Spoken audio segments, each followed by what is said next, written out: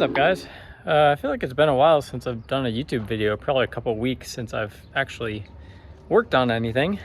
Just a couple updates. We picked up another E36 for my girlfriend's car as a donor car because her engine is completely trashed in her M3, and we're actually going to swap it from this car.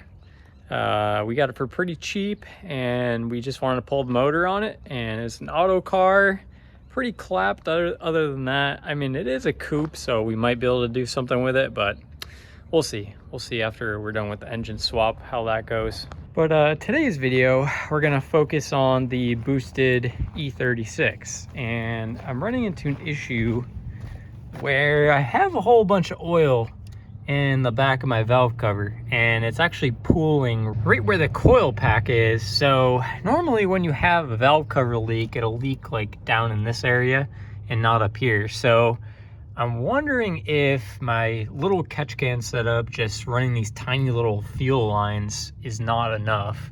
So I actually went ahead and got an AN fitting for this, and it's actually going to be a full like dash 10 coming off here, running to a catch can rather than reducing the size way down.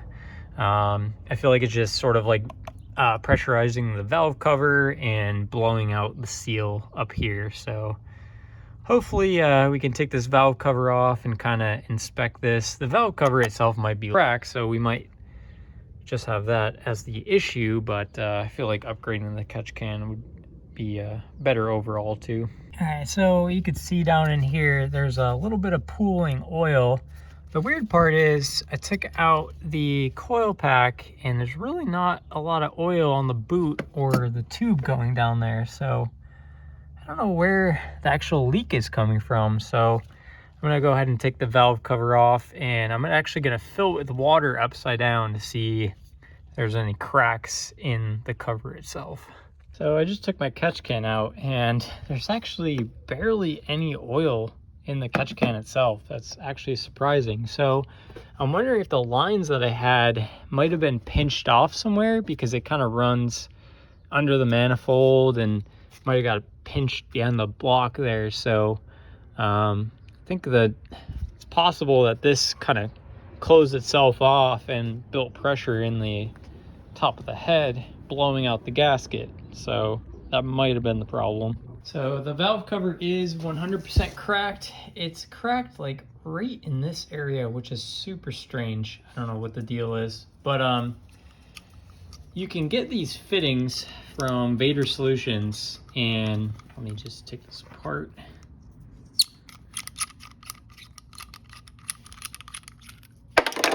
So this fitting from Vader Solutions actually goes into the stock PCV port, and it's got these two little rubber seals on it, and it just kind of shoves right in there. So I'll show you like that. I don't want to do it yet because this is a cracked valve cover and I won't be able to get it out, but essentially that just is press fit in there like that, and then you can actually hook up a dash 10 line and run that through your catch can. So way better than the stock setup, and it's actually way better than the setup I had before on it, which was this cobbled together crap, which you could see that it goes from a big size to restriction way down. So that'll sit right about there, and I gotta find a better catch can location, but I have it just kind of mounted to my power steering, or the washer fluid tank where that was before. It's got a big filter on it, so I had to shove that way down in there. I might actually put it in this area, but I got a lot of wiring there too. So I gotta source a new valve cover and then just run that line. And then the return line, I might just cap off or just route it back to the intake somewhere. I think maybe right there for a vacuum source. And then we should be good catch can wise. All right, guys, Omar from Vader Solutions actually came in clutch, and I got a new valve cover from him. He actually gave me this vanity cover that goes on top, but my secondary air pump valve is in the way, and for some reason this is in the way too, but it's a pretty cool cover that goes on top. Let me me show you guys here. There's just a protective shipping coating on here, but it's just all laser cut, bent all nice. It just goes on top of the motor, but couldn't get that on right now, but I'll have to show you guys that another day. But let me show you this catch can setup because you guys might be a little bit interested to see how I did this. My washer fluid doesn't work anymore in this car for whatever reason. I think the pump died. Don't really care, don't use it. So I use this space for this big catch can. It's just an eBay catch can, has like all -10 AN fittings, and then I ended up making these AN lines.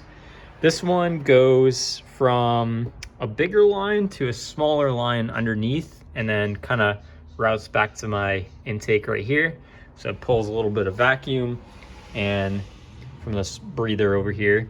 And then Vader Solutions also makes this little fitting that just presses inside of here, and then it goes to a -10. So super clean breather setup. Pretty happy with that. It's a lot more tucked than the one I had up over here and kind of went back and around, a lot more simple. And then with this additional filter on top, it'll kind of expel all the fumes and hopefully not pressurize my valve cover and causing it to potentially crack, which I don't know if that was exactly the cause, but who knows. But I'm pretty happy with that setup. Let me know if you guys have any questions.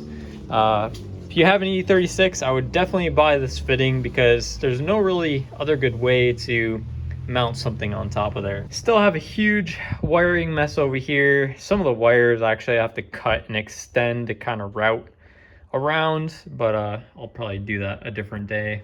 Still rat's nest over there, but I think the engine bay is a lot cleaner than it used to be with the supercharger setup, but it's getting there. In other news, the Z06 and the E36 M3 are both for sale. I have my eyes on a couple other potential cars. I want to get rid of both of these and then just get one nicer car. Kind of tired of just having so many vehicles and dealing with the maintenance and everything. This car, my girlfriend tells me I have to keep, so this one will stay around for a long time, and it feels pretty set up and quick. But yeah, this and the E46, if I can get those sold, you guys are going to be pretty surprised by the choice I'm going with on my next build. So stay tuned for that, and thanks for watching.